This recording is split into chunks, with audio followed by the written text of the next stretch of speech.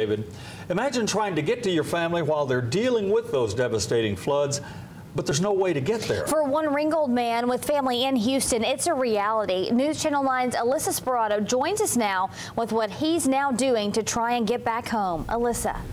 Calvin and LATRICIA, Will Skiles grew up in Houston but moved to Ringgold a few years ago. For the past few days, Skiles' stomach has been in knots. His dad's home right in the path of the storm, and now days later, that man says he still has no way to get back.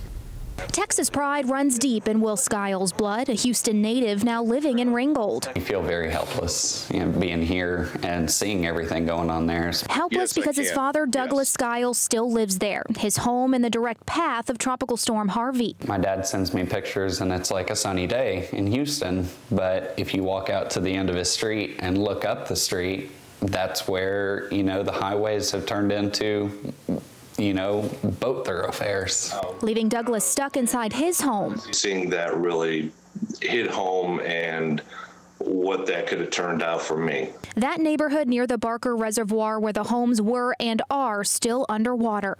I still hear the airboats going around in the neighborhood trying to pick up people. For days, Douglas surveyed the damage on foot, snapping these photos of his neighbors' homes. It took down a lot of trees, totally obliterated fencing, and tore the roofs off of about 7 homes. Fast forward a few days, and the place that at one point in time looked like this now looks like nothing ever happened, from the outside at least.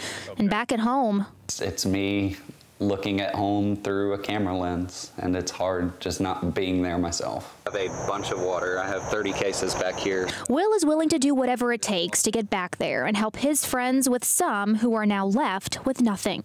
It was gut-wrenching, and it is now just as bad with the reservoirs being open, because now my childhood part of town is now going underwater.